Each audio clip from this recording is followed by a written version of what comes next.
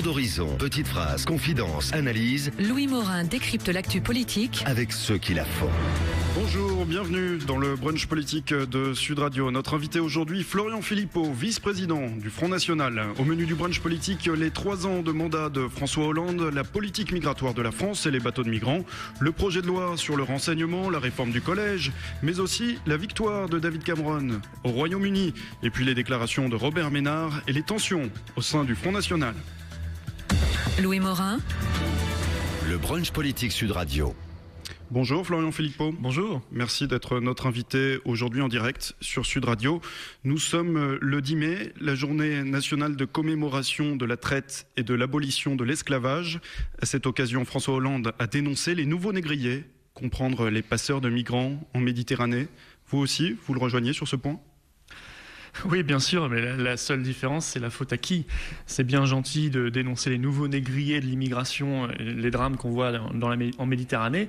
Le problème, c'est que sa politique en est largement responsable. Parce qu'en incitant à l'immigration vers l'Europe, et en particulier vers la France, eh bien, il encourage ces mafias, ce qu'il appelle ces négriers, ces passeurs, à faire passer de nouveaux malheureux contre quelques milliers de dollars, au risque de leur vie, vers nos pays. En plus, on n'a rien à leur offrir, et les peuples européens ne sont plus d'accord pour accepter une telle immigration. Donc, enfin là, la dénonciation est très claire. Mais peut-être que François Hollande est l'un des chefs de ces négriers, au final, par sa politique. Là, la dénonciation est très claire, Florian Philippot, de la part de François Hollande. C'est gentil de dénoncer, mais il faut prendre des actes. Il faut mettre en place une politique dissuasive de l'immigration pour aller frapper ces négriers. Il ne faut pas les encourager, il ne faut pas leur donner des armes, il ne faut pas leur donner le moyen de développer leur immonde commerce. Il faut au contraire les frapper. Et pour cela, comment on fait ? Peut-être qu'on en parlera, mais on met en place une politique dissuasive d'immigration, notamment les bateaux. On fait, vous savez, comme en Australie.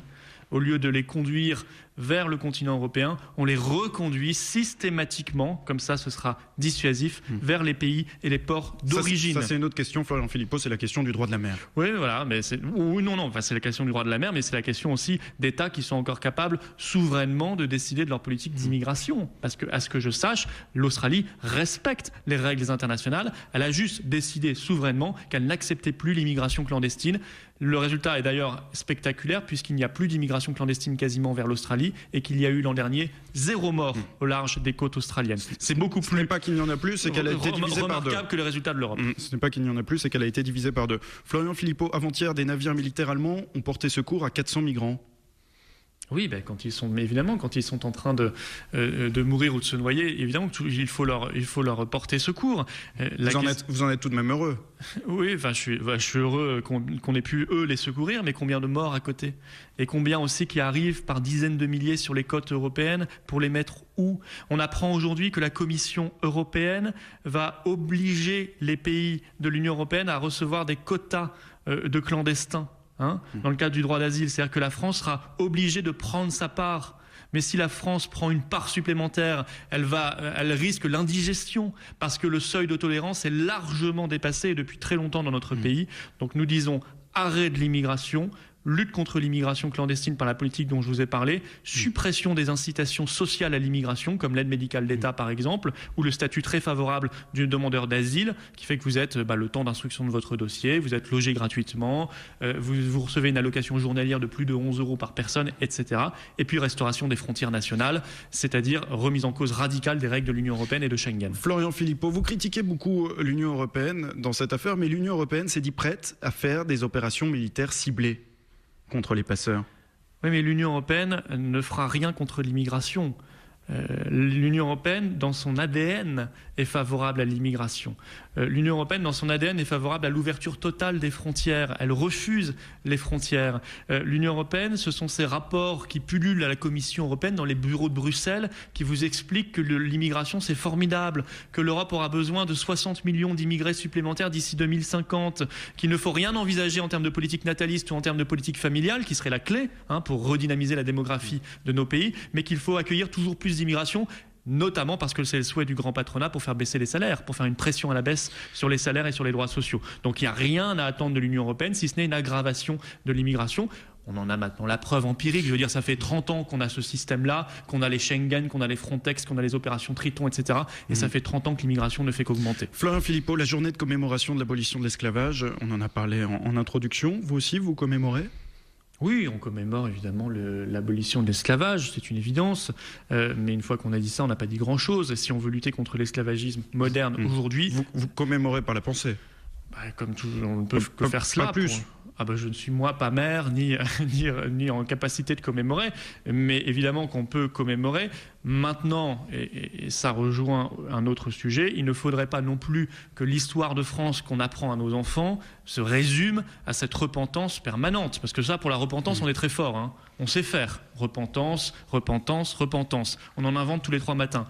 En revanche, j'aimerais qu'on apprenne aussi à nos enfants, or c'est tout l'enjeu de la réforme du collège et de la réforme des programmes, autre chose, qu'on l'apprenne ça bien sûr, mais pas que ça, qu'on apprenne aussi les zones de lumière, les périodes glorieuses de l'histoire de France. Justement... Or il y en a et ça manque pas. Or ce sont précisément ces périodes-là qu'on va mettre sur le côté, elles deviendront optionnelles dans le cadre de la réforme des programmes, alors que tout ce qui est traite négrière, ce n'est pas ce que dit Florian Philippot. Esclavage, etc., restera obligatoire. Florian Philippot, ce n'est pas ce que dit Najat Vallaud-Belkacem ce matin dans le JDD, qui a donné une interview et qui confirme que seront apprises dans le cadre de la réforme des programmes, dans les nouveaux programmes d'histoire, les périodes de grandeur comme les périodes les plus sombres. Oui, les périodes les plus sombres seront obligatoires et les périodes de grandeur seront optionnelles. C'est pas ce qu'elle semblait dire ce matin dans l'interview. Elle essaie de rétropédaler, mais c'est malheureusement ce qui est le contenu de sa réforme, puisque, ça c'est vérifiable, les Lumières, l'humanisme, mais aussi l'apprentissage de la chrétienté, tout ça est optionnel, alors que l'apprentissage de l'islam, la traite négrière, etc., tout cela est obligatoire. Bon, mais écoutez, au moins les choses sont claires, il faut détruire le roman national, il faut apprendre à nos enfants, leur mettre encore plus dans la tête que la France, ça n'est pas bien, que la France est un pays qui est forcément coupable et qu'ils ont une dette en quelque sorte, or ils n'ont aucune dette bien évidemment. Quant à Madame Vallaud-Belkacem, je lui dis une chose, soyez beaucoup plus sereine vis-à-vis de l'opposition. Ne traitez pas comme elle l'a fait, de pseudo-intellectuels, ceux qui osent remettre en cause ou critiquer votre réforme, qui est largement critiquable. C'est qui les pseudo-intellectuels ? C'est M. Dormesson, Jean Dormesson, qui vient de critiquer assez fortement et avec raison sa réforme ? C'est qui ? Vous savez, elle a tellement peur de l'opposition. Sur cette question, Florian Philippot, Najat Vallaud-Belkacem a déclaré qu'elle allait réunir prochainement des historiens de renom pour que le travail en cours bénéficie de leur expertise. Oui, elle essaie de rétropédaler. Elle s'est peut-être rendue compte qu'elle était allée très loin. Est-ce qu'elle va aussi s'excuser vis-à-vis de Marine Le Pen, qu'elle a traité de harpie ? Est-ce que ça, c'est du niveau d'un ministre de la République de traiter la chef d'un grand parti d'opposition, du principal parti d'opposition, de harpie ? On est encore dans le débat d'idées, là ? Ou on est dans l'insulte parce qu'on sent soi-même qu'on est très mauvaise ? Parce que moi, Najat Vallaud-Belkacem, je vais vous dire une chose, je considère que c'est la pire ministre de l'Éducation nationale de ces dernières décennies. La pire ministre. C'est une personne qui supprime dans sa réforme du collège des heures d'enseignement. Sur le grec et le latin, Florian Philippot. Voilà, qui veut rendre plus difficile l'apprentissage du grec et du latin. Vous en êtes contre ? Voire le faire disparaître. Non, la suppression de l'option. Moi, personnellement, j'ai fait du latin jusqu'au baccalauréat et j'en étais très heureux. Voilà. Et je considère qu'on doit apprendre à nos enfants au maximum ces langues anciennes parce que c'est une des bases de notre civilisation, c'est même une des bases de notre langue française si on veut véritablement bien la comprendre et bien la maîtriser. Mais dans sa réforme, il y a du pédagogisme insupportable. Il y a une espèce de vindicte contre le cours magistral, alors que le cours magistral, il fait ses preuves. Moi, je veux bien qu'on fasse de l'interdisciplinarité, c'est à la mode, mais à condition d'abord qu'on maîtrise les disciplines. Parce que si on ne maîtrise pas la discipline, on ne peut pas faire d'interdisciplinarité, ou alors on est dans le fantasme pédagogiste. Il y a d'autres mesures dans cette réforme. L'apprentissage. Elle va écrire à tous les collèges de France pour leur expliquer, elle va le faire très très prochainement, pour leur expliquer les dangers de cette réforme et pour leur expliquer sa vision et ses propositions pour redresser l'éducation en France et notamment le collège. L'apprentissage d'une deuxième langue vivante dès la 5e pour tous ? Oui, c'est un vœu pieux et en même temps on supprime des heures d'enseignement, donc c'est contradictoire. Vous savez, nous on est assez favorable à ce qu'au collège, on mette le paquet non pas sur le saupoudrage pour les langues, parce que c'est assez inefficace, on le voit par toutes les enquêtes, les Français ne maîtrisent pas mieux les langues étrangères qu'avant, mais qu'on fasse qu'on finance un trimestre d'immersion totale à l'étranger.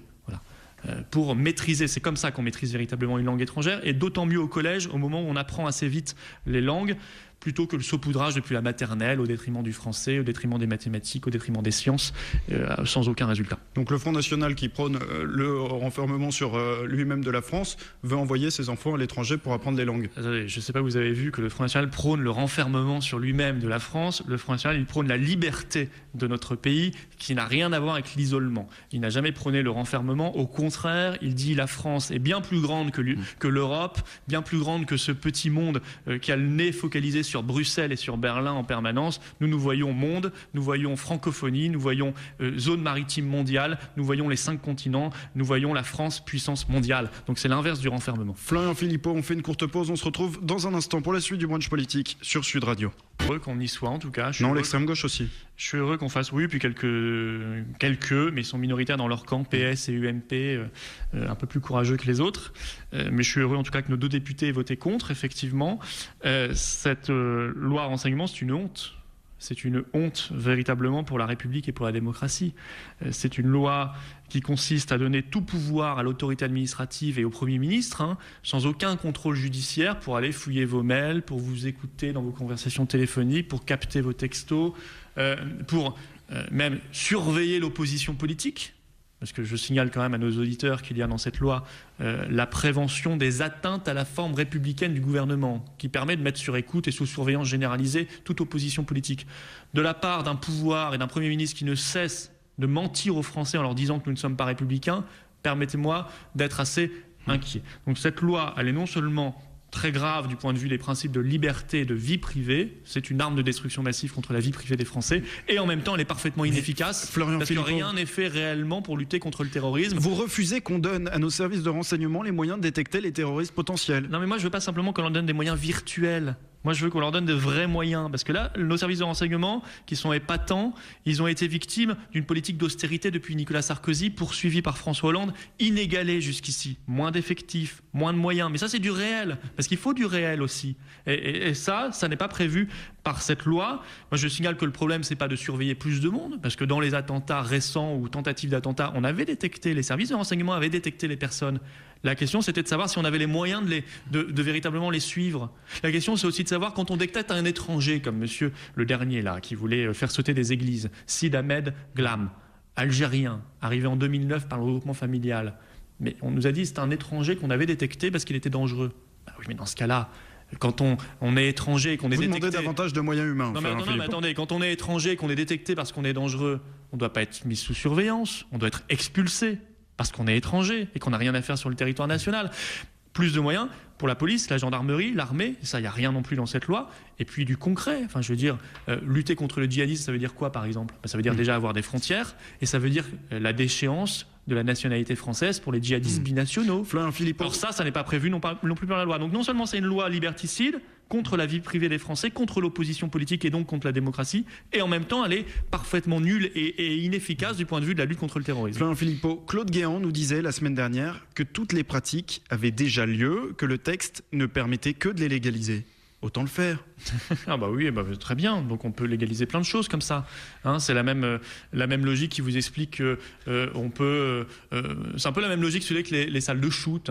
Bon, pour la drogue, ça existait déjà, donc autant le légaliser. Bon, enfin, je veux dire, quelle est la philosophie de cette logique? Ça n'a pas de sens.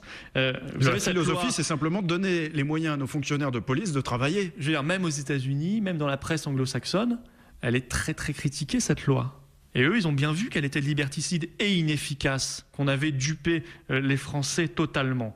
Alors, je veux dire, demain, on pourra être mis sous écoute sans même le savoir, par le Premier ministre, l'opposition politique pourra être fliquée, on pourra lire vos mails, on pourra consulter les pages que vous avez regardées sur Internet. Bon, et par ailleurs, en revanche, les vrais djihadistes, les vrais terroristes potentiels, eux, pourront continuer librement d'entrer et de quitter, de revenir en France, de quitter la France et d'y revenir, parce que de toute façon, il n'y a pas de frontières, parce qu'il n'y a pas de moyens réels pour la police et la gendarmerie. C'est donc l'inverse de ce qu'il fallait faire. Eh bien, écoutez, je crois que les Français vont s'en rendre compte très très rapidement. Pourquoi ça vous inquiète ? Vous avez des choses à cacher, Florian Philippot? Non, je n'ai rien à cacher. Ah, quoique, attendez, si l'opposition politique peut être mise sous écoute, sur écoute, parce que M. Valls en a décidé ainsi, et de savoir que M. Valls est un homme qui perd ses moyens très rapidement, qui déteste la contradiction et qui a un vrai problème pour le coup, lui, avec la République et la démocratie, oui, ça m'inquiète. Mais ça ne m'inquiète pas personnellement, ça m'inquiète pour les valeurs et les principes d'une démocratie. François Hollande a tout de même saisi le Conseil constitutionnel concernant cette loi. Oui, c'est mieux que rien. Mais le Conseil constitutionnel a déjà fait aussi des erreurs par le passé, donc ça ne peut pas être une garantie suprême. Mais c'est mieux que rien. Quel est le regard que vous portez, Florian Philippot, sur les 3 ans de mandat de François Hollande? C'était l'anniversaire des 3 ans de François Hollande cette semaine. Bon, c'est une véritable catastrophe. Enfin, c'est un quinquennat qu'on aura envie d'oublier très rapidement. Mais moi, j'ai même pas envie de fêter, ou de pas fêter plutôt les 3 ans, c'est plutôt les 8 ans. Parce que je considère que depuis l'arrivée de Nicolas Sarkozy en 2007, donc 5 ans de Sarkozy et déjà 3 ans de Hollande, la France glisse à toute vitesse sur le toboggan, quoi. Elle glisse sur le toboggan économique et social. On ne se relève pas, c'est la sous-croissance, c'est le chômage de masse. Elle glisse sur le toboggan de l'immigration massive, on le voit, on vient d'en parler, et de l'insécurité. Elle glisse sur le toboggan... Il n'y a rien qui trouve grâce à vos yeux dans les 3 ans de François Hollande jusqu'à présent? Honnêtement, non. Rien du tout? Non, honnêtement, non. La libération des otages, par exemple? Les ventes de Rafale? Oui, très bien. Mais ça, c'est de la gestion quotidienne, c'est de l'action quotidienne. C'est pas un cap qui est fixé par le président de la République. Vous allez me dire aussi, dans telle préfecture, on peut avoir son permis de conduire avec un peu moins de retard qu'avant. On peut le mettre au crédit de François Hollande, ça, ou pas? Non, pas du tout. Tout ça n'a pas de sens. Il n'y a pas, si vous voulez, la politique qui est menée, c'est assez simple à comprendre. C'est pour ça que je parle des 8 ans, Sarkozy-Hollande. C'est une politique de sous-préfet de Bruxelles.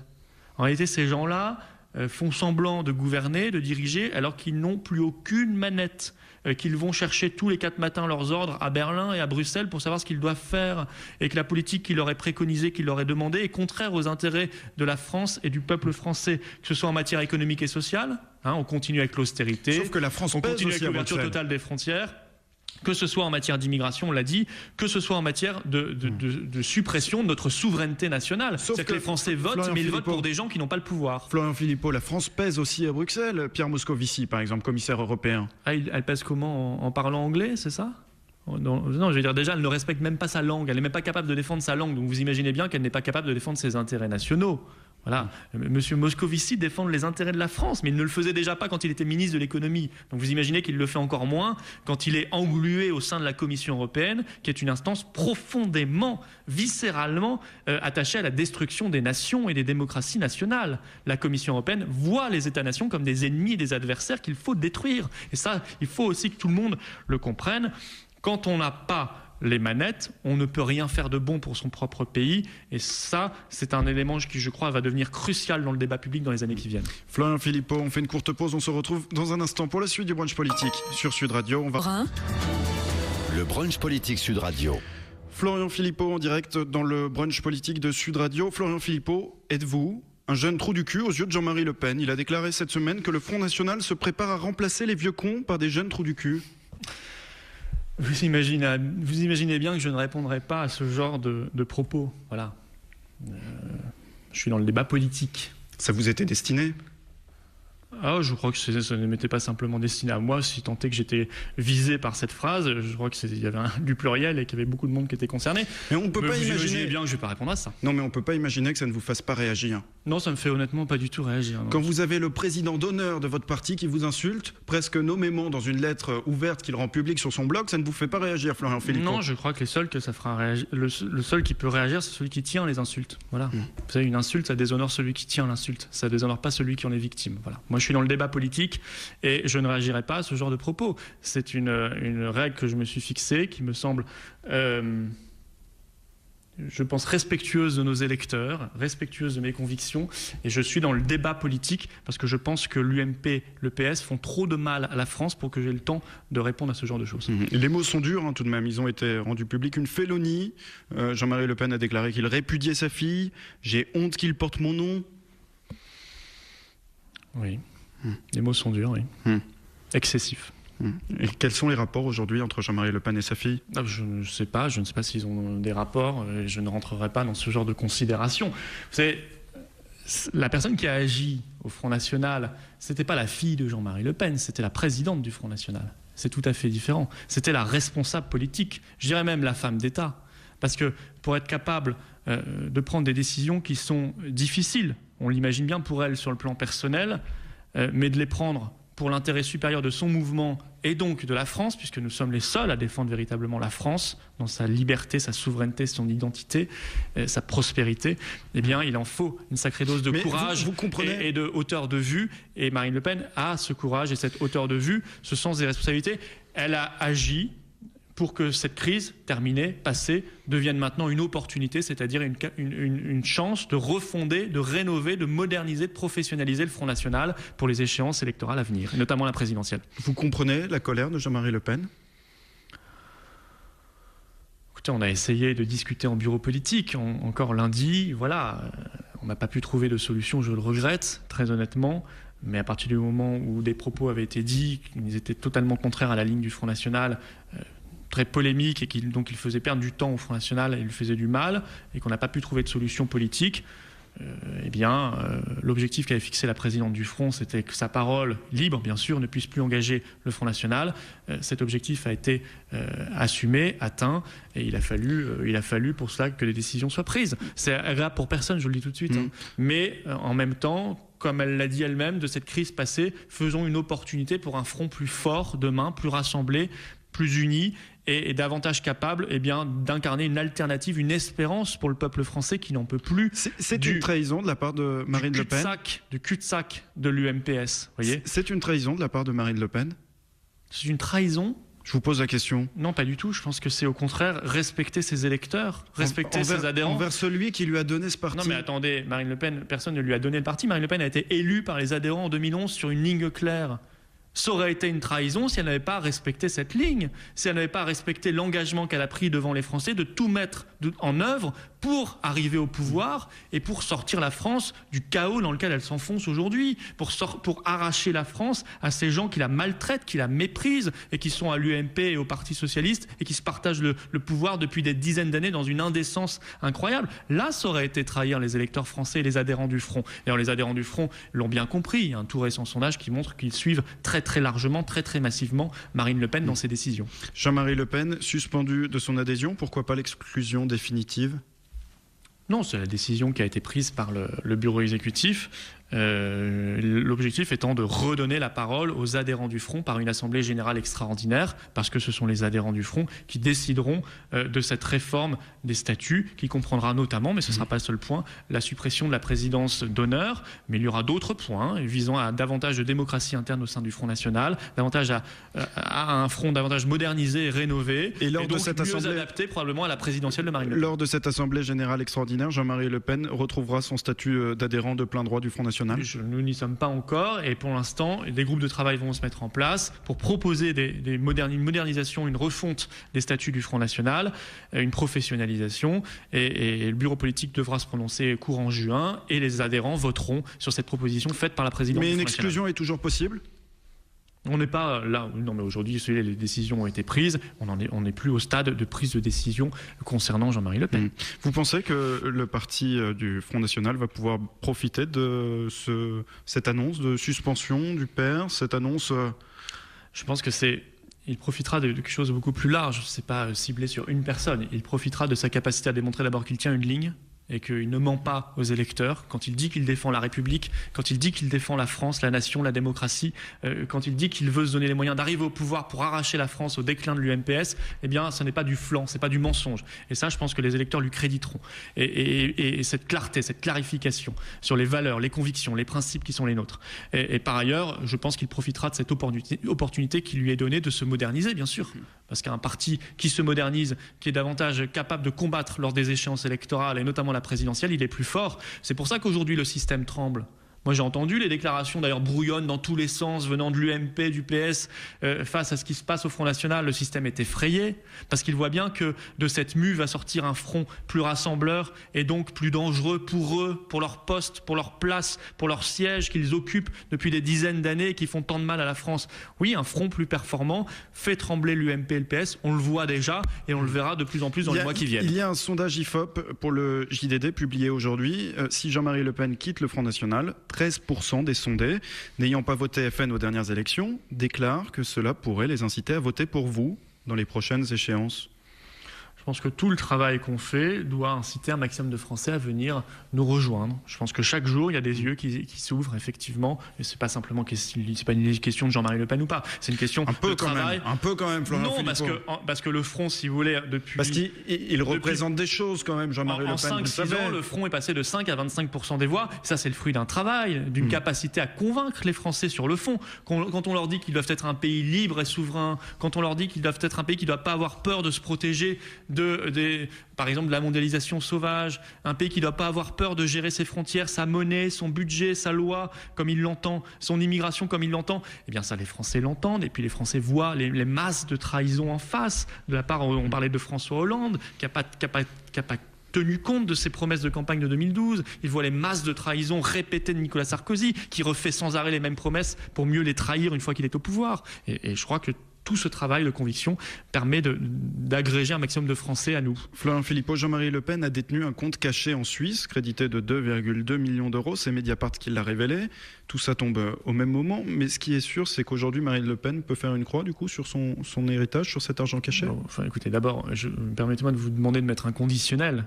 Il aurait détenu, parce que, à ce que je sache, il a nié et l'enquête avancera, on verra bien. Donc il faut être très prudent dans ce genre d'affaires, surtout quand ça vient de Mediapart.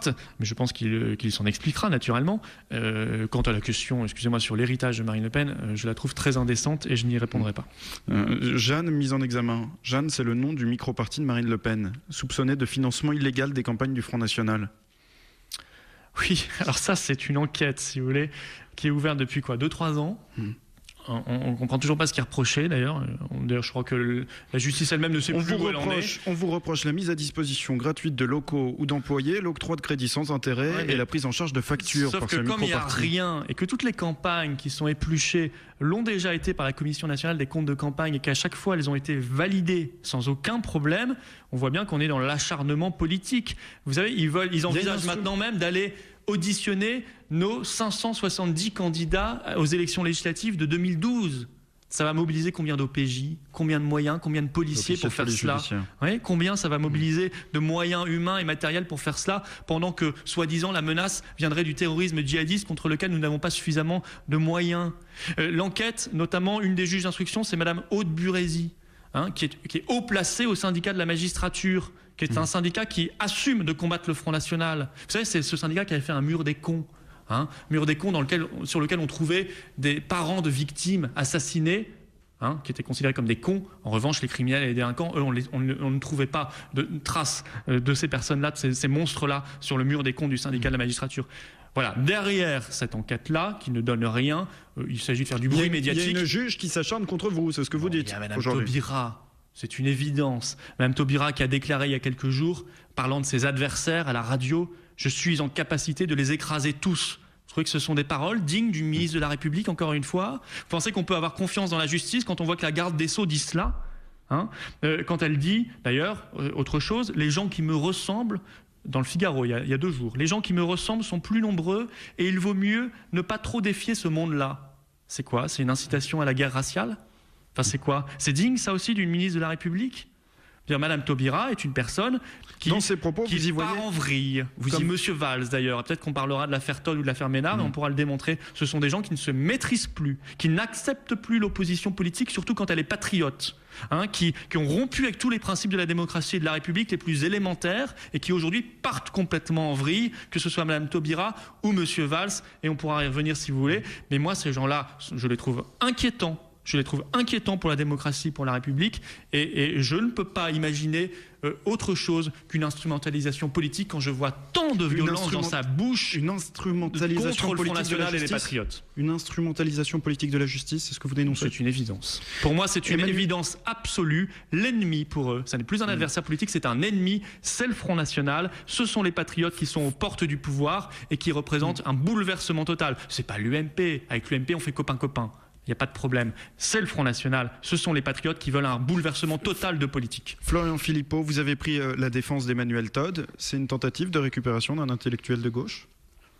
Non, vous voyez, moi j'ai un principe dans la vie, c'est que je défends la liberté d'expression. Ouais. Oh, il y a des choses très intéressantes chez Emmanuel Todd, et depuis longtemps. Vous voyez, moi j'ai le souvenir de la fondation Marc Bloch, qui s'est ensuite appelée Fondation du 2 mars, qui était souverainiste, et je crois que Todd en était signataire. Donc je le suis depuis longtemps. Il y a des choses que j'approuve chez lui, des choses que je n'approuve pas, mais je suis en tous les cas pour la liberté d'expression. J'ai trouvé là aussi, on parlait de partir en vrille, et je vous disais qu'à côté de Mme Taubira, il y avait M. Valls. Je trouve très inquiétant qu'un Premier ministre, chef de l'exécutif, entre en campagne, en croisade, contre maintenant des écrivains et des intellectuels. Il y a eu Zemmour. François Hollande nous a expliqué qu'il ne fallait pas lire le livre d'Éric Zemmour. Il y a eu ensuite le philosophe M. Onfray. Pendant la campagne départementale, Valls est entré en guerre, en croisade contre un philosophe parce qu'il avait eu le déshonneur aux yeux de M. Valls de ne pas être d'accord avec lui. Et puis aujourd'hui, il y a Emmanuel Todd. Le Premier ministre fait une tribune contre lui. Je veux dire, ces fatwas d'État, ces zoukas d'État commencent à devenir... Fatwa. Oui, ces fatwas d'État contre des écrivains, des philosophes, des intellectuels commencent à devenir extrêmement problématiques, là aussi, du point de vue de la démocratie et de la République. Le Premier ministre, le chef de l'exécutif, n'a pas à dire ce qu'on doit lire ou ce qu'on ne doit pas lire. Alors, qu'est-ce qu'on va faire demain? Il faut faire quoi? Il faut brûler leurs livres? Il faut les interdire? Il faut interdire l'opposition politique? Il faut les mettre en prison? Il faut mettre en prison M. Ménard aussi? Vous allez loin, Florian Philippot? Non, mais eux vont très loin. Emmanuel Todd, les Français voient bien qu'on est dans une ambiance bizarre, qu'on a un pouvoir qui fait voter une loi renseignement pour écouter tout le monde, pour surveiller tout le monde, pour surveiller l'opposition politique. On a un Premier ministre qui revendique de, je reprends son mot, stigmatiser le principal parti de France, c'est-à-dire le Front National et des millions d'électeurs. On n'a jamais vu ça dans les années récentes. C'est nouveau, ça. On a aujourd'hui des écrivains, des philosophes qui sont cloués au pilori dans le débat public parce qu'ils ne pensent pas bien. Tout ça est gravissime, gravissime. Emmanuel Todd qui compare... Quant à Mme Vallaud-Belkacem, qui elle parle de pseudo-intellectuel parce qu'il critique comme M. d'Ormesson, parce qu'il critique sa réforme. Voilà, et ces gens-là ont un principe, c'est évident, ils paniquent parce qu'ils sont en échec total, ils ne se maîtrisent plus, ils partent en vrille, quitte à fouler du pied la démocratie et la République. Emmanuel Todd qui compare Manuel Valls à Pétain. Oui, c'est sa réponse. Alors, il a été violemment attaqué, il répond avec ses armes. C'est pas un peu excessif? Oh, vous savez, en matière de comparaison avec Pétain, le dernier qui l'a fait, c'était M. Cambadélis, le chef du Parti Socialiste, qui il y a 3 jours, il a dit que Valls et Hollande étaient le glaive et le bouclier. Peut-être par inculture ne se rend-il pas compte que le glaive et le bouclier, c'était une théorie pour nous expliquer qui signifiait De Gaulle et Pétain. Donc en réalité, il a comparé Hollande à Pétain. Je pense qu'il s'en est pas rendu compte. Ça doit être le signe d'une inculture manifeste et massive, ou alors il a un message à nous faire passer. Emmanuel Todd, justement, on va simplement revenir et expliquer également l'objet de la discorde. Dans son dernier essai, Qui est Charlie? Il y soutient que les manifestations du 11 janvier étaient en fait islamophobes. Oui, je ne le crois pas. Je défends la liberté d'expression sans partager tout, mais c'est ça la liberté d'expression. C'est pas simplement défendre les choses avec lesquelles vous êtes parfaitement d'accord, sinon c'est pas la liberté d'expression. Ça c'est la liberté d'expression, sinon version UMPS. Non, mais vous êtes également contre finalement ces manifestations du 11 janvier, vous n'y étiez pas. Non, je n'étais pas contre, j'y étais à Metz. J'étais à Metz avec les manifestants. Je suis contre la sacralisation, vous savez, on a parlé de l'esprit du 11 janvier, ce qui signifie en fait le garde à vous national. Il fallait se mettre au garde à vous parce qu'il y avait l'esprit du 11 janvier. Aujourd'hui, j'entends des propositions à l'UMP. Il faut une loi, il faut une journée du 11 janvier pour, nous dit l'UMP, mettre les Français sous pression. Je crois que les Français sont déjà suffisamment sous pression de la vie quotidienne et des difficultés du quotidien pour qu'on n'ait pas besoin de rajouter une couche de pression supplémentaire. Non, le 11 janvier, les Français ont manifesté effectivement contre l'islamisme, pour la liberté, contre le fondamentalisme. Bien, ça c'est une évidence. Ce n'était pas islamophobe. Mais je comprends que certains qui pensaient, parmi les bobos, quand Todd leur dit cela en face, et que eux pensaient avoir manifesté contre le Front National, parce que certains parmi les sphères les plus bobos. Contre tous les extrêmes. Oui, les sphères les plus bobos. Certains se sont convaincus qu'on avait manifesté contre le Front National. Alors pas du tout. Le peuple de France, il a manifesté contre l'islamisme. Je comprends que pour eux, ce soit très violent, cette thèse de M. Todd, et qu'ils aient envie de le faire taire. Florian Philippot, on fait une courte pause et dans un instant, la suite du brunch politique. On va revenir sur la polémique autour des propos de Robert Ménard. Politique Sud Radio. Louis Morin. Le brunch politique en direct avec Florian Philippot. 54% des Français se déclarent choqués par les méthodes de Robert Ménard. Selon un sondage Odoxa pour iTélé, il faut rappeler que Robert Ménard a annoncé lundi qu'il faisait des statistiques sur le nombre d'enfants musulmans dans sa ville. Ça vous choque, vous ? 54%, c'est très peu, sachant qu'on a beaucoup menti aux Français sur ce que faisait Robert Ménard. Beaucoup de Français pensent qu'il fait des fichiers. Alors c'est faux, il l'a toujours dit, il ne fait pas de fichiers, aucun fichier. Il a utilisé une méthode, je crois des prénoms, pour regarder à peu près, c'est forcément artisanal et empirique, combien il y avait de telle ou telle confession parmi les enfants de sa ville. Il a donné un chiffre très précis. Oui, tout mais de je même. crois qu'il a voulu identifier les ghettos communautaires. Et en tant que maire, c'est pas totalement anormal de faire cela. Pour lutter contre le communautarisme, de savoir déjà où on doit lutter, contre quelle forme de communautarisme. Voilà, il y a des ghettos communautaires, il ne faut pas se voiler les yeux. Parce que si le but de cette fausse polémique, c'est d'éviter tout sujet, tout débat sur le communautarisme et l'immigration massive, alors on voit bien qu'on passe à côté du sujet. Mais là aussi, si vous voulez, ça rejoint totalement ce qu'on disait. C'est un autre exemple, à côté des Todd, Onfray, etc. Un maire d'une ville de 70 000 habitants, M. Ménard, élu du peuple, déclare à la télévision, allez, il y a 64% de musulmans parmi les enfants scolarisés dans l'école publique de ma ville, très bien, que le lendemain, il y ait 4 officiers de police judiciaire pour aller perquisitionner sa mairie. Le lendemain, quelques heures après. Que le surlendemain, il soit écouté par la police, entendu par la police, pour s'expliquer comme un vulgaire délinquant ou un vulgaire criminel. Vous trouvez qu'on est tout à fait en démocratie encore ? Vous trouvez que ça sent pas bizarre, ça ? En même temps, ça sent pas la traque de l'opposition politique, Bon, au bout d'un moment, il faut quand même arrêter le délire. On a des tonnes de criminalité et de délinquance en France. On n'a pas de temps à perdre avec ces. Vous pensez que la bêtises-là. justice a agi sur ordre du gouvernement ? Mais c'est une évidence. Vous avez eu tout de suite un tweet de M. Valls indigné qui explique qu'il ne faut faire aucune distinction entre les Français. Il a raison.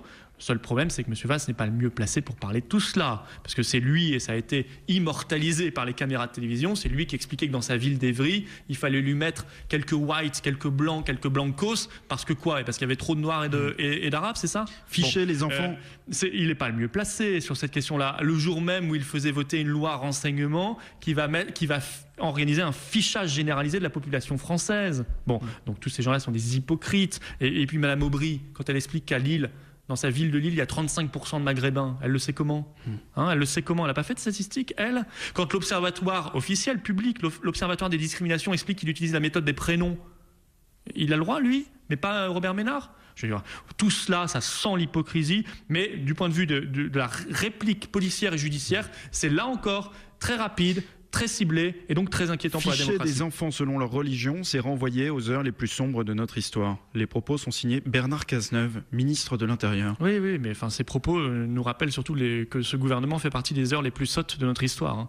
Parce que si on n'est pas capable de dire la vérité aux Français et qu'on parle de fichage, de fichiers, alors qu'il n'y a aucun fichier, aucun fichage, que même la perquisition a dû dire qu'ils n'avaient rien trouvé dans la ville de Béziers. Voilà. Bon, derrière cela, si on va au fond des choses, il y a évidemment une menace contre l'opposition politique, l'opposition patriote, qu'on va chercher par des méthodes policières et judiciaires maintenant, ouvertement, sans aucune gêne.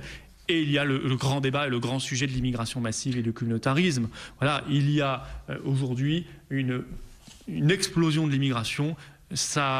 Ça date depuis des dizaines d'années, mais c'est vrai que depuis le mandat de Nicolas Sarkozy, les chiffres se sont emballés, aussi bien du point de vue de l'immigration légale que de l'immigration illégale. Et aujourd'hui, seul le Front National, Rassemblement Bleu Marine, promet l'arrêt de l'immigration et va s'en donner les moyens en matière notamment de frontières. Vous seriez bien passé de cette nouvelle polémique au sein du Front National ? Déjà, c'est pas au sein du Front National, parce que Robert Ménard est soutenu par le Front, mais il n'est pas Front. Et par ailleurs, ça nous pose aucun problème. Parce que si ça permet d'aborder le grand sujet du communautarisme et de l'immigration massive, alors ça permettra de faire avancer le débat de fond.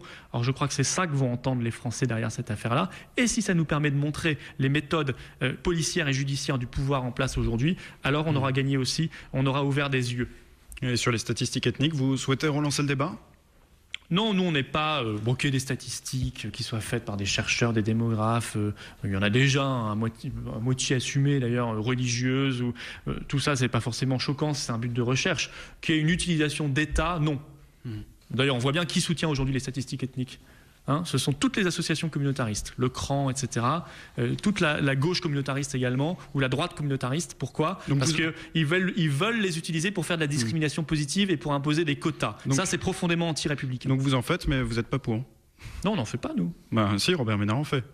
Il a regardé dans les registres d'école, il a regardé les prénoms, il a fait une statistique religieuse, pour le coup, pas ethnique. Puisque, à ce que je sache, musulman n'est pas une ethnie. Mardi, verdict du procès d'Alain Soral, poursuivi pour avoir fait une quenelle devant le mémorial juif de Berlin. Vous espérez une condamnation lourde, Florian Philippot ?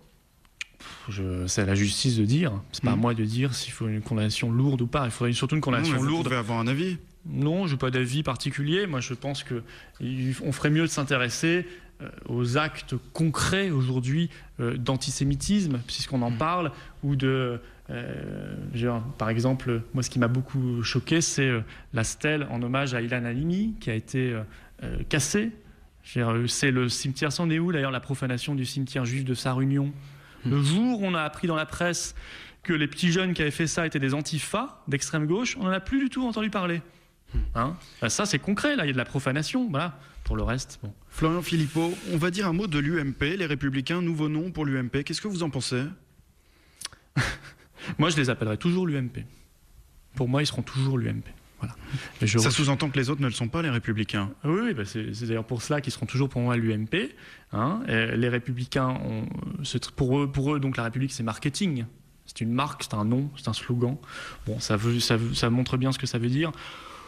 Voilà, je crois que derrière cela, il y a surtout une espèce de fascination pour les États-Unis. Il s'agit de copier les républicains américains. Ça montre la soumission de Sarko l'américain, comme on disait. Il y aura les républicains et les démocrates. Se renomment les démocrates. Et la boucle de leur soumission à Washington sera bouclée. On aura les républicains et les démocrates, l'UMPS. Voilà. Mais, bon, évidemment... Et puis on aura les patriotes, c'est ça ? Alors, les patriotes... Pour le Front National. Non, mais nous sommes les patriotes, ça c'est vrai. Mais les patriotes, il y en a aussi beaucoup en dehors du Front National, mais qui, je crois, vont nous rejoindre parce qu'ils aiment leur pays. C'est votre futur nom, les patriotes ? Non, les patriotes, c'est le nom aujourd'hui d'un réseau social du Front National qui s'appelle lespatriotes.net. Mais vous allez changer de nom. J'ai entendu cette polémique. Vous allez changer de nom dans les prochains mois, et donc ce sera les patriotes, votre futur nom. Non, pourquoi vous dites qu'on va changer de nom ? Ça tout le monde le sait aujourd'hui. Non, c'est pas. Aujourd'hui, on a beaucoup de choses à faire sur la refonte interne du Front National. Vous avez demandé à votre directeur de cabinet de déposer le nom Les Patriotes à l'INPI. Oui, il l'a fait début avril, au moment où nous relancions notre réseau social, Les Patriotes, que nous avons relancé fin mars. On s'est rendu compte que le nom n'était pas protégé, donc on l'a protégé à l'INPI. Mon Dieu, c'est d'une simplicité biblique. Sauf que Florian Philippot, à l'INPI, on protège un nom uniquement pour certaines activités. Vous l'avez déposé pas seulement pour protéger le réseau social, mais aussi pour toutes les activités dont dépend un parti politique. Oui, mais bien. Donc vous y pensez, les patriotes ? Non, mais très bien. Comme ça, l'UMP ne pourra pas se nommer comme ça. Ils se nommeront les Républicains. Ça sera très bien. Ça montrera leur soumission aux États-Unis. Mais il se trouve que les patriotes, c'est un réseau social que j'encourage chacun à rejoindre, d'ailleurs, qui permet l'action militante en ligne. Florian Philippot, la question de la primaire à droite, à l'UMP, Nicolas Sarkozy ou Alain Juppé, vous avez une préférence ? Non, j'ai évidemment pas de préférence. Tout ça sent quand même la naphtaline. Tout ça n'est pas très nouveau, pas très récent, crée aucune espérance pour les Français. Maintenant, moi je pense que Nicolas Sarkozy est totalement démonétisé, pas simplement par ses affaires, mais aussi par son bilan, tout simplement. Il a eu 10 ans le pouvoir comme ministre de l'Intérieur, puis président de la République. Il n'en a rien fait. Mais je pense qu'Alain Juppé, qui lui aussi est un vieux de la vieille, qui a eu le pouvoir longtemps, probablement aujourd'hui apparaît comme plus rassembleur que Nicolas Sarkozy. C'est son seul avantage, à mon avis, sur Nicolas Sarkozy. Alain Juppé, plus rassembleur. Alain Juppé, oui, au sein de son camp, je pense qu'il est aujourd'hui plus rassembleur que Nicolas Sarkozy. Je crois que c'est une évidence. François Bayrou, par exemple, a annoncé qu'il pourrait se rallier à Alain Juppé si c'était lui qui gagnait la primaire. C'est une des preuves qui montre qu'il est probablement dans son camp plus rassembleur aujourd'hui que Nicolas Sarkozy. Mais qu'est-ce que ça veut dire ? Ça veut dire que aucun des deux, je vais vous dire, ne nous fait peur. Vous pourriez être compatible avec Alain Juppé ? On peut facilement retrouver leur bilan, leurs déclarations, leurs mensonges. Et on voit bien que ces gens-là n'incarnent aucune alternative politique, aucune espérance pour le peuple français. Les écoutes de Paul Bismuth, alias Nicolas Sarkozy, ont été validés en appel cette semaine, ce qui confirme sa mise en examen. Ça vous choque, ces écoutes ? Non, mais ça ne peut pas me choquer dans la mesure où... Vous qui êtes contre le projet de loi sur le renseignement. De quoi il se plaint, Nicolas Sarkozy ? Il a demandé la veille à ses députés de voter la loi renseignement, ils l'ont fait d'ailleurs massivement, qui permet de mettre sur écoute tout le monde, sans contrôle de la justice, y compris l'opposition politique. Donc de quoi il se plaint ? Il faut assumer. Si on l'accepte pour les Français, il faut l'accepter pour soi-même. Henri Guénaud et Nadine Morano qui dénoncent une ivresse de surpuissance des juges qui s'obstinent, voire une instrumentalisation de la justice, là aussi. Oui, mais à ce que je sache, eux ne sont jamais ciblés par Mme Taubira avec la violence qui nous est destinée. Quant à l'affaire Big Malion, là, je veux dire, il y a des aveux. Il y a bien quelqu'un qui est venu en pleurs à la télévision expliquer qu'il y avait un système. L'instrumentalisation de la justice, elle marche uniquement à votre rencontre ? Je suis désolé, mais concernant Nicolas Sarkozy, déjà, il y a beaucoup d'affaires. Et puis, il y a des affaires concrètes, réelles. Encore une fois, sur Big Malion, on ne l'a pas inventé. On n'a pas inventé les aveux. On n'a pas inventé le système. Ça n'a rien à voir avec le Front National qu'on essaie de mettre dans l'actualité judiciaire médiatique, alors que c'est vide et qu'il n'y a rien. Florian Philippot, le 6 et le 13 décembre prochain, les régionales en PACA, vous pensez que Marion Maréchal Le Pen sera candidate ? Je l'espère en tout cas. Je crois qu'elle s'est donné un petit temps de 3 réflexion. Semaines. 3 semaines de réflexion. Et elle a été investie par la Commission nationale d'investiture. J'ai voté pour elle. J'espère qu'elle sera candidate. Et je pense qu'elle a toutes les chances de remporter la région. Marine Le Pen sera-t-elle candidate ? Je l'espère aussi. Dans la région Nord-Pas-de-Calais-Picardie. Je crois qu'elle annoncera assez vite sa décision maintenant. Ce serait largement la meilleure locomotive pour la région qui est vraiment gagnable. C'est une région qui a souffert. Aussi bien c'est vraiment une France des oubliés dans toute la région, industrielle, agricole, des services publics. Il pourrait y avoir des alliances avec Debout la France, le parti Nicolas Dupont-Aignan pour ces régionales ? Je ne vais plus lancer d'appel vis-à-vis de Dupont-Aignan. On s'est perdu à lui demander à lui proposer l'alliance des patriotes parce que l'alliance nous semble toujours préférable à la division. Mais il préfère la division, écoutez, c'est sa responsabilité. Je la regrette parce que je pense que de toute façon, tôt ou tard, le rassemblement des patriotes se fera. Aujourd'hui, il se fait en tout cas très très largement au sein du Rassemblement Bleu Marine et du Front National. Florian Philippot, merci à notre réalisateur Serge Koustala. Il profitera de quelque chose de beaucoup plus large, c'est pas ciblé sur une personne. Il profitera de sa capacité à démontrer d'abord qu'il tient une ligne, et qu'il ne ment pas aux électeurs quand il dit qu'il défend la République, quand il dit qu'il défend la France, la nation, la démocratie, quand il dit qu'il veut se donner les moyens d'arriver au pouvoir pour arracher la France au déclin de l'UMPS, eh bien, ce n'est pas du flan, ce n'est pas du mensonge. Et ça, je pense que les électeurs lui créditeront. Et cette clarté, cette clarification sur les valeurs, les convictions, les principes qui sont les nôtres. Et par ailleurs, je pense qu'il profitera de cette opportunité qui lui est donnée de se moderniser, bien sûr.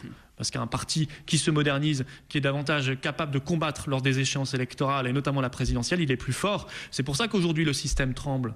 Moi j'ai entendu les déclarations d'ailleurs brouillonnes dans tous les sens venant de l'UMP, du PS face à ce qui se passe au Front National. Le système est effrayé parce qu'il voit bien que de cette mue va sortir un front plus rassembleur et donc plus dangereux pour eux, pour leur poste, pour leur place, pour leur siège qu'ils occupent depuis des dizaines d'années et qui font tant de mal à la France.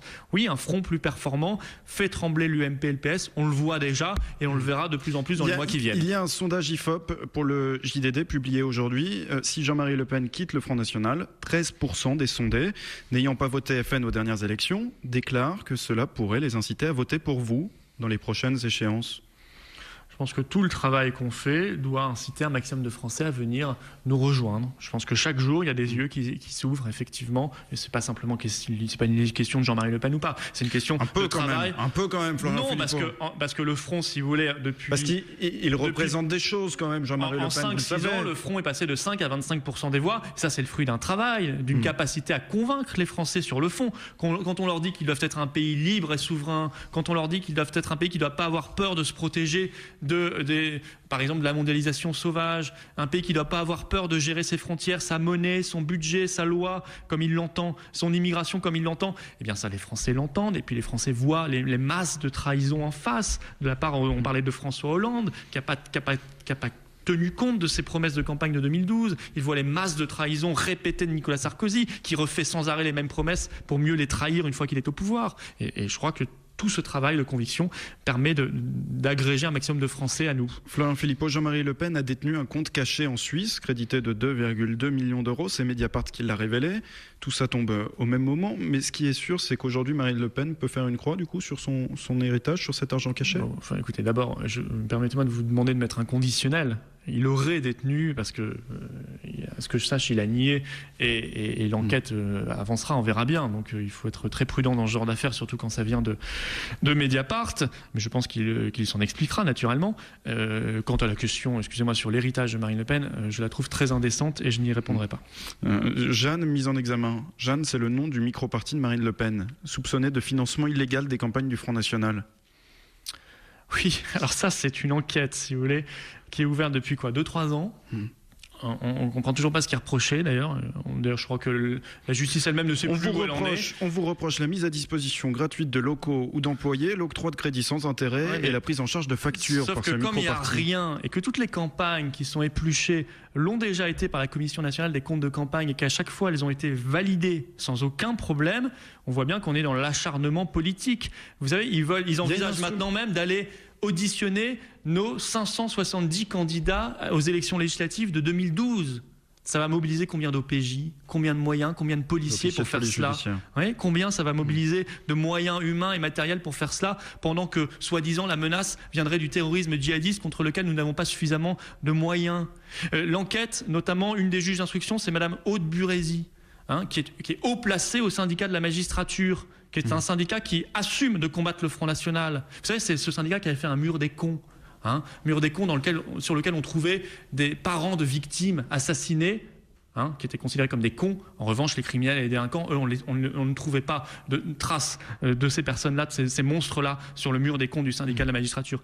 Voilà, derrière cette enquête-là, qui ne donne rien, il s'agit de faire du bruit médiatique. Il y a une juge qui s'acharne contre vous, c'est ce que vous dites. Il y a Madame Taubira, c'est une évidence. Madame Taubira qui a déclaré il y a quelques jours, parlant de ses adversaires à la radio, « Je suis en capacité de les écraser tous ». Vous trouvez que ce sont des paroles dignes du ministre de la République, encore une fois? Vous pensez qu'on peut avoir confiance dans la justice quand on voit que la garde des Sceaux dit cela, quand elle dit, d'ailleurs, autre chose, les gens qui me ressemblent, dans le Figaro, il y a 2 jours, les gens qui me ressemblent sont plus nombreux et il vaut mieux ne pas trop défier ce monde-là. C'est quoi? C'est une incitation à la guerre raciale? Enfin, c'est quoi? C'est digne, ça aussi, d'une ministre de la République? Madame Taubira est une personne qui, dans ses propos, qui part en vrille. Vous y Monsieur Valls, d'ailleurs. Peut-être qu'on parlera de l'affaire Todd ou de l'affaire Ménard, mais on pourra le démontrer. Ce sont des gens qui ne se maîtrisent plus, qui n'acceptent plus l'opposition politique, surtout quand elle est patriote. Qui ont rompu avec tous les principes de la démocratie et de la République les plus élémentaires et qui aujourd'hui partent complètement en vrille, que ce soit Madame Taubira ou Monsieur Valls, et on pourra y revenir si vous voulez. Mais moi, ces gens-là, je les trouve inquiétants. Je les trouve inquiétants pour la démocratie, pour la République, et je ne peux pas imaginer autre chose qu'une instrumentalisation politique quand je vois tant de violence dans sa bouche. Une instrumentalisation contre le Front politique de la National et les justice. patriotes. Une instrumentalisation politique de la justice, c'est ce que vous dénoncez? C'est une évidence. Pour moi, c'est une évidence absolue. L'ennemi pour eux, ça n'est plus un adversaire politique, c'est un ennemi. C'est le Front National. Ce sont les patriotes qui sont aux portes du pouvoir et qui représentent un bouleversement total. C'est pas l'UMP. Avec l'UMP, on fait copain-copain. Il n'y a pas de problème. C'est le Front National. Ce sont les patriotes qui veulent un bouleversement total de politique. Florian Philippot, vous avez pris la défense d'Emmanuel Todd. C'est une tentative de récupération d'un intellectuel de gauche? Non, vous voyez, moi j'ai un principe dans la vie, c'est que je défends la liberté d'expression. Ouais. Oh, il y a des choses très intéressantes chez Emmanuel Todd, et depuis longtemps. Vous voyez, moi j'ai le souvenir de la fondation Marc Bloch, qui s'est ensuite appelée Fondation du 2 mars, qui était souverainiste, et je crois que Todd en était signataire. Donc je le suis depuis longtemps. Il y a des choses que j'approuve chez lui, des choses que je n'approuve pas, mais je suis en tous les cas pour la liberté d'expression. J'ai trouvé là aussi, on parlait de partir en vrille, et je vous disais qu'à côté de Mme Taubira, il y avait M. Valls. Je trouve très inquiétant qu'un Premier ministre, chef de l'exécutif, entre en campagne, en croisade, contre maintenant des écrivains et des intellectuels. Il y a eu Zemmour. François Hollande nous a expliqué qu'il ne fallait pas lire le livre d'Éric Zemmour. Il y a eu ensuite le philosophe M. Onfray. Pendant la campagne départementale, Valls est entré en guerre, en croisade contre un philosophe parce qu'il avait eu le déshonneur aux yeux de M. Valls de ne pas être d'accord avec lui. Et puis aujourd'hui, il y a Emmanuel Todd. Le Premier ministre fait une tribune contre lui. Je veux dire, ces fatwas d'État, ces oukases d'État commence à devenir... Fatwa. Oui, ces fatwas d'État contre des écrivains, des philosophes, des intellectuels commencent à devenir extrêmement problématiques, là aussi, du point de vue de la démocratie et de la République. Le Premier ministre, le chef de l'exécutif, n'a pas à dire ce qu'on doit lire ou ce qu'on ne doit pas lire. Alors qu'est-ce qu'on va faire demain ? Il faut faire quoi ? Il faut brûler leurs livres ? Il faut les interdire ? Il faut interdire l'opposition politique ? Il faut les mettre en prison ? Il faut mettre en prison M. Ménard aussi ? Vous allez loin, Florian Philippot. Non, mais eux vont très loin. Emmanuel Todd, les Français voient bien qu'on est dans une ambiance bizarre, qu'on a un pouvoir qui fait voter une loi renseignement pour écouter tout le monde, pour surveiller tout le monde, pour surveiller l'opposition politique. On a un Premier ministre qui revendique de, je reprends son mot, stigmatiser le principal parti de France, c'est-à-dire le Front National et des millions d'électeurs. On n'a jamais vu ça dans les années récentes. C'est nouveau, ça. On a aujourd'hui des écrivains, des philosophes qui sont cloués au pilori dans le débat public parce qu'ils ne pensent pas bien. Tout ça est gravissime, gravissime. Emmanuel Todd qui compare... Quant à Mme Vallaud-Belkacem, qui elle parle de pseudo-intellectuel parce qu'il critique comme M. Dormesson, parce qu'il critique sa réforme. Voilà, ces gens-là ont un principe, c'est évident, ils paniquent parce qu'ils sont en échec total, ils se maîtrisent plus, ils partent en vrille, quitte à fouler du pied la démocratie et la République. Emmanuel Todd qui compare Manuel Valls à Pétain. Oui, c'est sa réponse. Il a été violemment attaqué, il répond avec ses armes et son argumentation. C'est pas un peu excessif ? Vous savez, en matière de comparaison avec Pétain, le dernier qui l'a fait, c'était M. Cambadélis, le chef du Parti Socialiste, qui il y a 3 jours, il a dit que Valls et Hollande étaient le glaive et le bouclier. Peut-être par inculture ne se rend-il pas compte que le glaive et le bouclier, c'était une théorie pour nous expliquer qui signifiait De Gaulle et Pétain. Donc en réalité, il a comparé Hollande à Pétain. Je pense qu'il s'en est pas rendu compte. Ça doit être le signe d'une inculture manifeste et massive, ou alors il a un message à nous faire passer. Emmanuel Todd, justement, on va simplement revenir et expliquer également l'objet de la discorde. Dans son dernier essai, Qui est Charlie ? Il y soutient que les manifestations du 11 janvier étaient en fait islamophobes. Oui, je ne le crois pas. Je défends la liberté d'expression sans partager tout, mais c'est ça la liberté d'expression. C'est pas simplement défendre les choses avec lesquelles vous êtes parfaitement d'accord, sinon c'est pas la liberté d'expression. Ça c'est la liberté d'expression, sinon version UMPS. Non, mais vous êtes également contre finalement ces manifestations du 11 janvier, vous n'y étiez pas d'ailleurs. Non, je n'étais pas contre, j'y étais à Metz. J'étais à Metz avec les manifestants. Je suis contre la sacralisation, vous savez, on a parlé de l'esprit du 11 janvier, qui signifie en fait le garde à vous national. Il fallait se mettre au garde à vous parce qu'il y avait l'esprit du 11 janvier. Aujourd'hui, j'entends des propositions à l'UMP. Il faut une loi, il faut une journée du 11 janvier pour, nous dit l'UMP, mettre les Français sous pression. Je crois que les Français sont déjà suffisamment sous pression de la vie quotidienne et des difficultés du quotidien pour qu'on n'ait pas besoin de rajouter une couche de pression supplémentaire. Non, le 11 janvier, les Français ont manifesté effectivement contre l'islamisme, pour la liberté, contre le fondamentalisme. Bien, ça c'est une évidence, ce n'était pas islamophobe. Mais je comprends que certains qui pensaient, parmi les bobos, quand Todd leur dit cela en face, et que eux pensaient avoir manifesté contre le Front National, parce que certains parmi les sphères les plus bobos... Contre tous les extrêmes. Oui, les sphères les plus bobos, certains se sont convaincus qu'on avait manifesté contre le Front National, alors pas du tout, le peuple de France, il a manifesté contre l'islamisme. Je comprends que pour eux, ce soit très violent, cette thèse de M. Todd, et qu'ils aient envie de le faire taire. Florian Philippot, on fait une courte pause, et dans un instant, la suite du brunch politique. On va revenir sur la polémique autour des propos de Robert Ménard. Politique Sud Radio. Louis Morin. Le brunch politique en direct avec Florian Philippot. 54% des Français se déclarent choqués par les méthodes de Robert Ménard, selon un sondage Odoxa pour iTélé. Il faut rappeler que Robert Ménard a annoncé lundi qu'il faisait des statistiques sur le nombre d'enfants musulmans dans sa ville. Ça vous choque, vous ?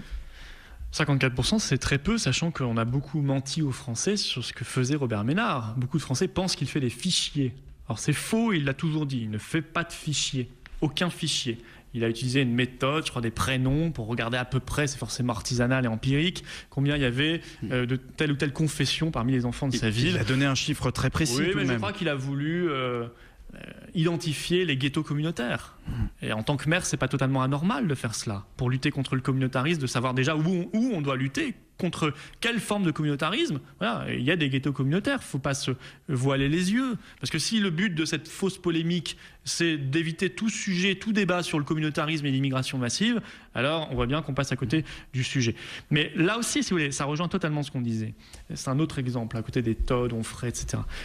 Un maire d'une ville de 70 000 habitants, M. Ménard, élu du peuple, déclare à la télévision, allez, il y a 64% de musulmans parmi les enfants scolarisés dans l'école publique de ma ville, très bien, que le lendemain, il y ait 4 officiers de police judiciaire pour aller perquisitionner sa mairie. Le lendemain, quelques heures après, que le surlendemain, il soit écouté par la police, entendu par la police, pour s'expliquer comme un vulgaire délinquant ou un vulgaire criminel, vous trouvez qu'on est tout à fait en démocratie encore ? Vous trouvez que ça sent pas bizarre, ça ? En même temps, ça sent pas la traque de l'opposition politique, Bon, au bout d'un moment, il faut quand même arrêter le délire. On a des tonnes de criminalité et de délinquance en France. On n'a pas de temps à perdre avec ces. Vous pensez ces que la justice a agi sur ordre du gouvernement ? Mais c'est une évidence. Vous avez eu tout de suite un tweet de M. Valls indigné qui explique qu'il ne faut faire aucune distinction entre les Français. Il a raison. Le seul problème, c'est que M. Valls n'est pas le mieux placé pour parler de tout cela. Parce que c'est lui, et ça a été immortalisé par les caméras de télévision, c'est lui qui expliquait que dans sa ville d'Evry, il fallait lui mettre quelques whites, quelques blancs, quelques blancos. Parce que quoi ? Parce qu'il y avait trop de noirs et d'arabes, c'est ça ? Ficher les enfants.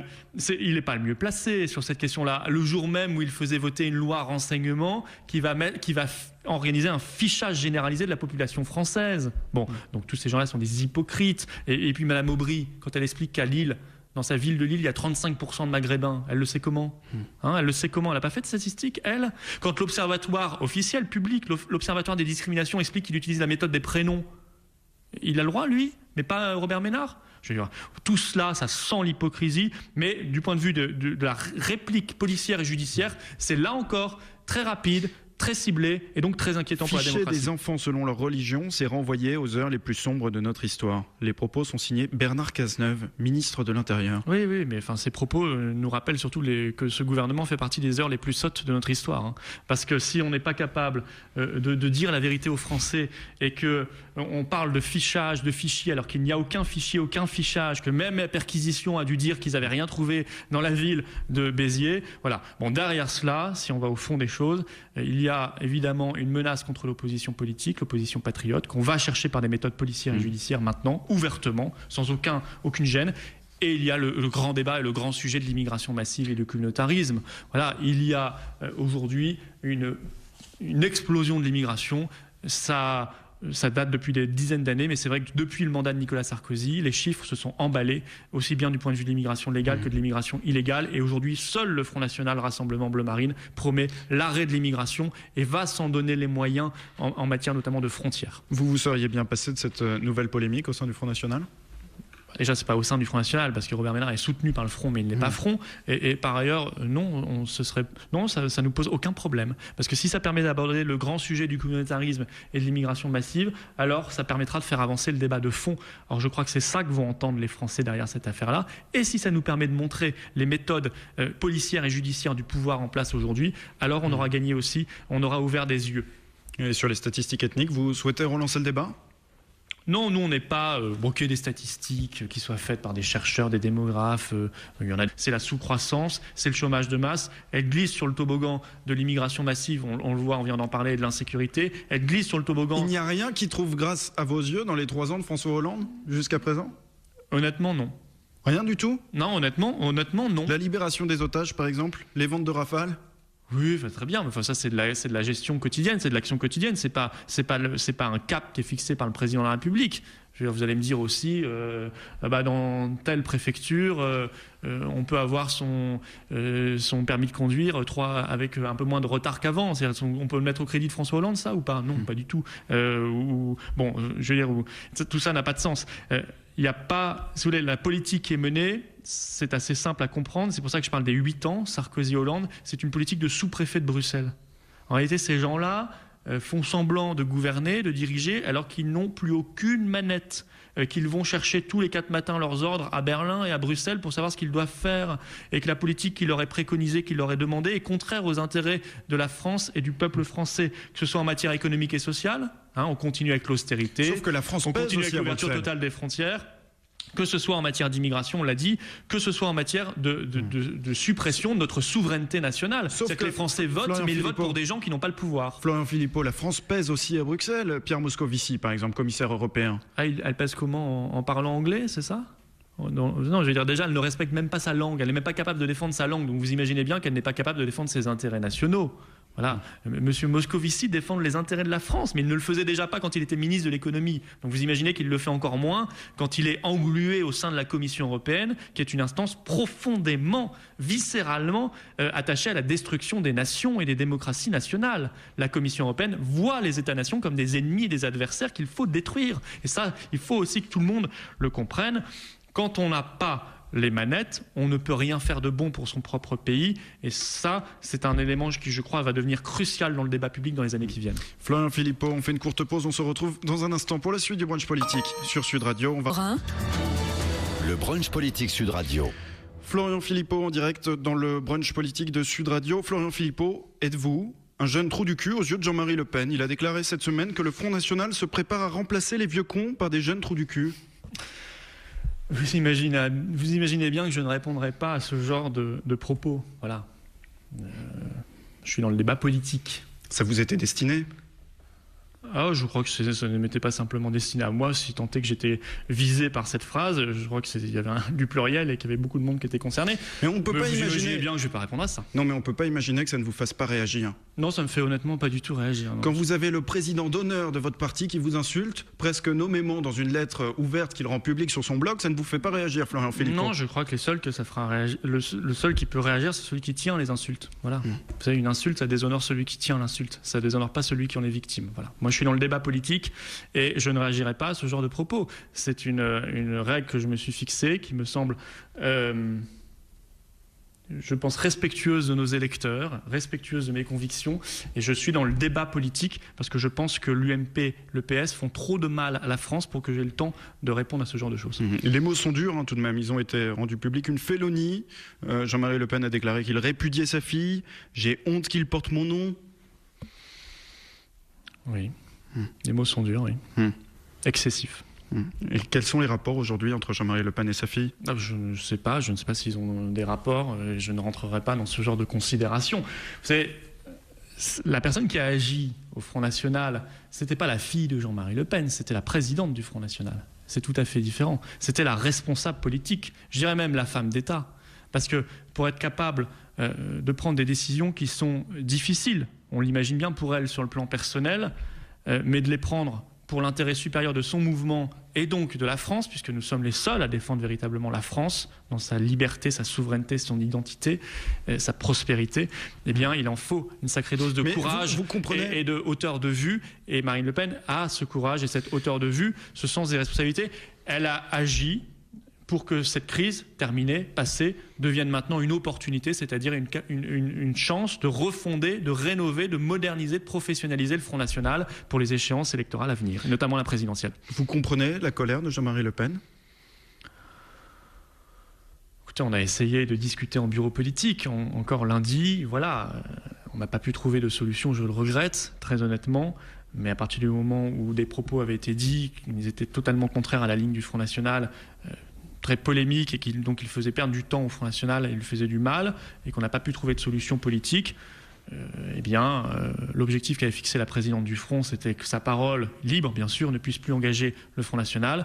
Cet objectif a été assumé, atteint, et il a fallu pour cela que les décisions soient prises. C'est agréable pour personne, je le dis tout de suite, mais en même temps, comme elle l'a dit elle-même, de cette crise passée, faisons une opportunité pour un front plus fort demain, plus rassemblé, plus uni et davantage capable d'incarner une alternative, une espérance pour le peuple français qui n'en peut plus. C'est une trahison de la part de Marine Le Pen. Du cul-de-sac de l'UMPS, voyez. C'est une trahison de la part de Marine Le Pen. C'est une trahison. Je vous pose la question. Non, pas du tout. Je pense que c'est au contraire respecter ses électeurs, respecter ses adhérents. Envers celui qui lui a donné ce parti. Non mais attendez, Marine Le Pen, personne ne lui a donné le parti. Marine Le Pen a été élue par les adhérents en 2011 sur une ligne claire. Ça aurait été une trahison si elle n'avait pas respecté cette ligne, si elle n'avait pas respecté l'engagement qu'elle a pris devant les Français de tout mettre en œuvre pour arriver au pouvoir et pour sortir la France du chaos dans lequel elle s'enfonce aujourd'hui, pour arracher la France à ces gens qui la maltraitent, qui la méprisent et qui sont à l'UMP et au Parti Socialiste et qui se partagent le pouvoir depuis des dizaines d'années dans une indécence incroyable. Là, ça aurait été trahir les électeurs français et les adhérents du Front. D'ailleurs, les adhérents du Front l'ont bien compris. Il y a un tout récent sondage qui montre qu'ils suivent très largement, très massivement Marine Le Pen dans ses décisions. Jean-Marie Le Pen, suspendu de son adhésion, pourquoi pas l'exclusion définitive ? Non, c'est la décision qui a été prise par le bureau exécutif.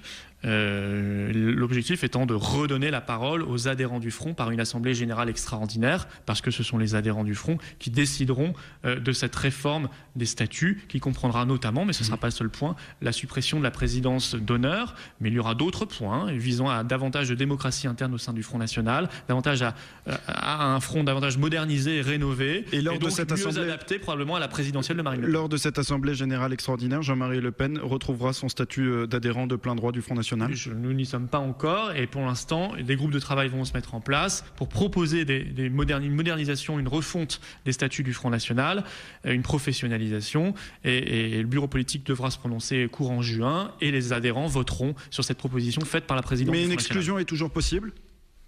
On n'est pas là, non, mais aujourd'hui les décisions ont été prises, on n'est plus au stade de prise de décision concernant Jean-Marie Le Pen.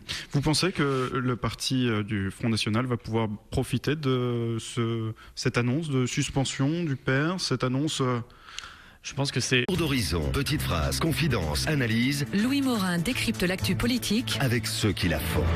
Bonjour, bienvenue dans le brunch politique de Sud Radio. Notre invité aujourd'hui, Florian Philippot, vice-président du Front National. Au menu du brunch politique, les 3 ans de mandat de François Hollande, la politique migratoire de la France et les bateaux de migrants, le projet de loi sur le renseignement, la réforme du collège, mais aussi la victoire de David Cameron au Royaume-Uni, et puis les déclarations de Robert Ménard et les tensions au sein du Front National. Louis Morin, Le brunch politique Sud Radio. Bonjour Florian Philippot. Bonjour. Merci d'être notre invité aujourd'hui en direct sur Sud Radio. Nous sommes le 10 mai, la journée nationale de commémoration de la traite et de l'abolition de l'esclavage. À cette occasion, François Hollande a dénoncé les nouveaux négriers, comprendre les passeurs de migrants en Méditerranée. Vous aussi, vous le rejoignez sur ce point ? Oui, bien sûr, mais la seule différence, c'est la faute à qui ? C'est bien gentil de dénoncer les nouveaux négriers de l'immigration, les drames qu'on voit en Méditerranée. Le problème, c'est que sa politique en est largement responsable. Parce qu'en incitant à l'immigration vers l'Europe, et en particulier vers la France, eh bien, il encourage ces mafias, ce qu'il appelle ces négriers, ces passeurs, à faire passer de nouveaux malheureux contre quelques milliers de dollars, au risque de leur vie, vers nos pays. En plus, on n'a rien à leur offrir, et les peuples européens ne sont plus d'accord pour accepter une telle immigration. Donc, enfin là, la dénonciation il y a des négriers, est très claire. Mais peut-être que François Hollande est l'un des chefs de ces négriers, au final, par sa politique. Là, la dénonciation est très claire, Florian Philippot, de la part de François Hollande. C'est gentil de dénoncer, mais il faut prendre des actes. Il faut mettre en place une politique dissuasive de l'immigration pour aller frapper ces négriers. Il ne faut pas les encourager, il ne faut pas leur donner des armes, il ne faut pas leur donner le moyen de développer leur immonde commerce. Il faut au contraire les frapper. Et pour cela, comment on fait ? Peut-être qu'on en parlera, mais on met en place une politique dissuasive d'immigration, notamment les bateaux. On fait, vous savez, comme en Australie. Au lieu de les conduire vers le continent européen, on les reconduit systématiquement, comme ça ce sera dissuasif, vers les pays et les ports d'origine. Ça c'est une autre question, Florian Philippot, c'est la question du droit de la mer. Oui, voilà, mais c'est la question du droit de la mer, mais c'est la question aussi d'États qui sont encore capables souverainement de décider de leur politique d'immigration. Parce que, à ce que je sache, l'Australie respecte les règles internationales. Elle a juste décidé souverainement qu'elle n'acceptait plus l'immigration clandestine.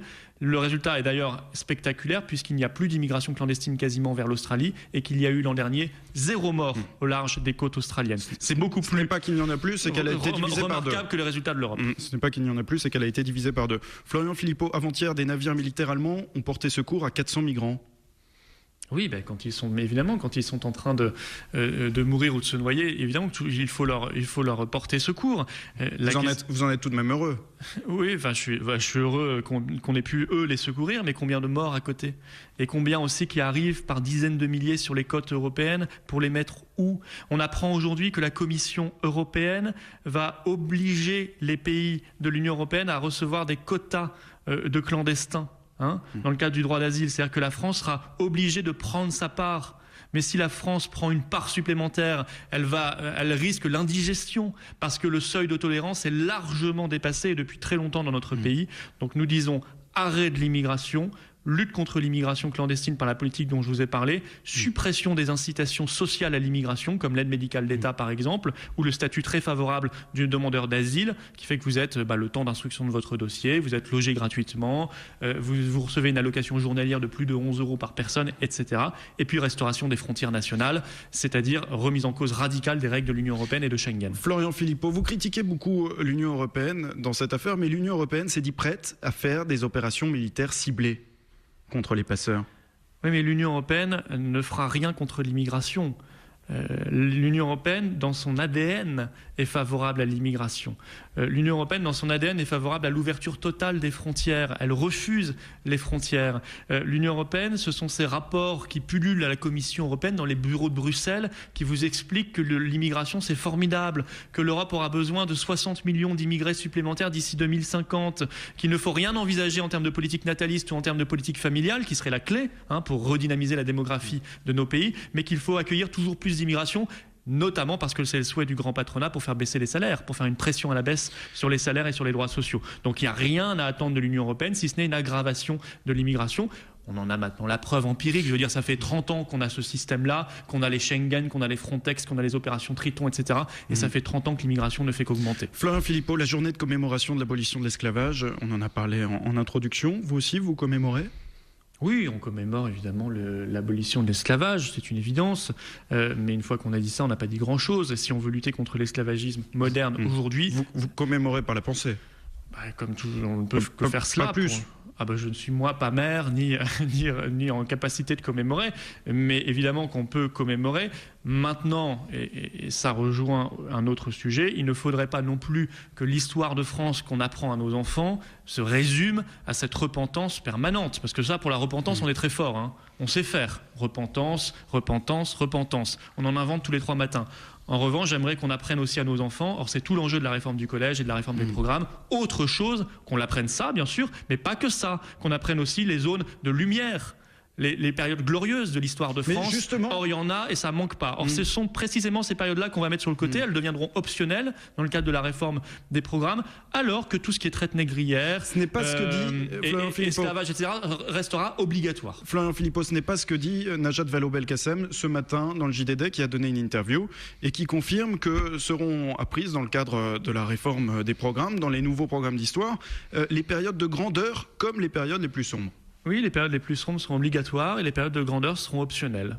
C'est pas ce qu'elle semblait dire ce matin dans l'interview. Elle essaie de rétropédaler, mais c'est malheureusement ce qui est le contenu de sa réforme, puisque, ça c'est vérifiable, les Lumières, l'humanisme, mais aussi l'apprentissage de la chrétienté, tout ça est optionnel, alors que l'apprentissage de l'islam, la traite négrière, etc., tout cela est obligatoire.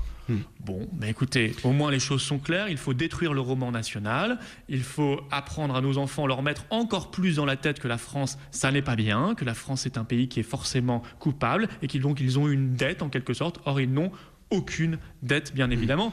Quant à Madame Vallaud-Belkacem, je lui dis une chose, soyez beaucoup plus sereine vis-à-vis de l'opposition. Ne traitez pas comme elle l'a fait, de pseudo-intellectuels, ceux qui osent remettre en cause ou critiquer votre réforme, qui est largement critiquable. C'est qui les pseudo-intellectuels ? C'est M. Dormesson, Jean Dormesson, qui vient de critiquer assez fortement et avec raison sa réforme ? C'est qui ? Vous savez, elle a tellement peur de l'opposition. Sur cette question, Florian Philippot, Najat Vallaud-Belkacem a déclaré qu'elle allait réunir prochainement des historiens de renom pour que le travail en cours bénéficie de leur expertise. Oui, elle essaie de rétropédaler. Elle s'est peut-être rendue compte qu'elle était allée très loin. Est-ce qu'elle va aussi s'excuser vis-à-vis de Marine Le Pen, qu'elle a traité de harpie ? Est-ce que ça, c'est du niveau d'un ministre de la République de traiter la chef d'un grand parti d'opposition, du principal parti d'opposition, de harpie ? On est encore dans le débat d'idées, là ? Ou on est dans l'insulte parce qu'on sent soi-même qu'on est très mauvaise ? Parce que moi, Najat Vallaud-Belkacem, je vais vous dire une chose, je considère que c'est la pire ministre de l'Éducation nationale de ces dernières décennies. La pire ministre. C'est une personne qui supprime dans sa réforme du collège des heures d'enseignement.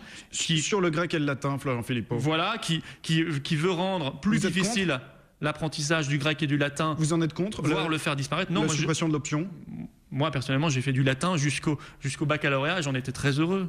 Voilà. Et je considère qu'on doit apprendre à nos enfants au maximum ces langues anciennes parce que c'est une des bases de notre civilisation, c'est même une des bases de notre langue française si on veut véritablement bien la comprendre et bien la maîtriser. Mais dans sa réforme, il y a du pédagogisme insupportable. Il y a une espèce de vindicte contre le cours magistral, alors que le cours magistral, il fait ses preuves. Moi, je veux bien qu'on fasse de l'interdisciplinarité, c'est à la mode, mais à condition d'abord qu'on maîtrise les disciplines. Parce que si on ne maîtrise pas la discipline, on ne peut pas faire d'interdisciplinarité, ou alors on est dans le fantasme pédagogique. Il y a d'autres mesures dans cette réforme. Marine Le Pen va écrire à tous les collèges de France pour leur expliquer, elle va le faire là, très très prochainement, pour leur expliquer les dangers de cette réforme et pour leur expliquer sa vision et ses propositions pour redresser l'éducation en France et notamment le collège. L'apprentissage d'une deuxième langue vivante dès la 5e pour tous?